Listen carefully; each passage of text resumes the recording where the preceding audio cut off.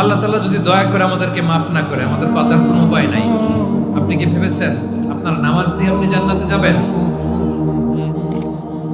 আপনি তাহাজ্জুদ গুজা সেজদা দিতে দিতে কপালে দাগ ফেলেছেন, এটা আপনারা জান্নাতে নেবে না।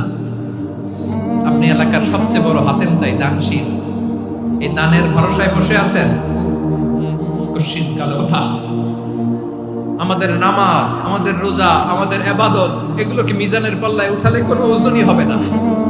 তবে আমাদের একটা কৌশল জানা আছে, আমরা আল্লাহর রহমতের ভিখারি।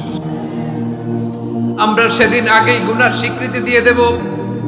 আমরা বলবো, আল্লাহ তুমি প্রশ্ন করার আগে তোমার একটা কথা বলি, আমারে কিছু জিজ্ঞেস করো না, আমি সব করেছি। এমন কোন পাপ নাই যে পাপ আমারে দিয়ে হয় নাই।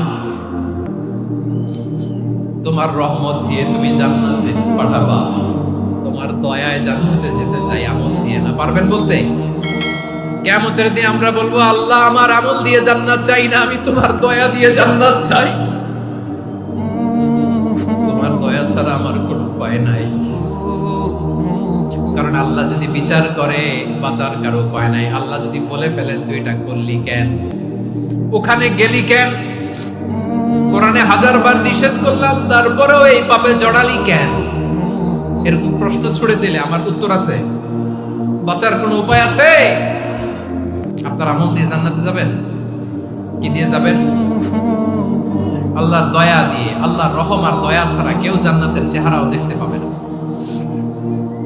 আমার প্রিয় ভাইরা, এই দোয়া আল্লাহর কাছে পছন্দনীয় হওয়ার কারণ তিনটা। দোয়ার প্রথম অংশে আছে তাওহীদ, আল্লাহর একত্ববাদের ঘোষণা। এই দোয়ার দ্বিতীয় অংশ আছে তাসবিহ, আল্লাহর প্রশংসা সূচক বাণী। এই দোয়ার 3 নাম্বার অংশ পাপের স্বীকৃতি।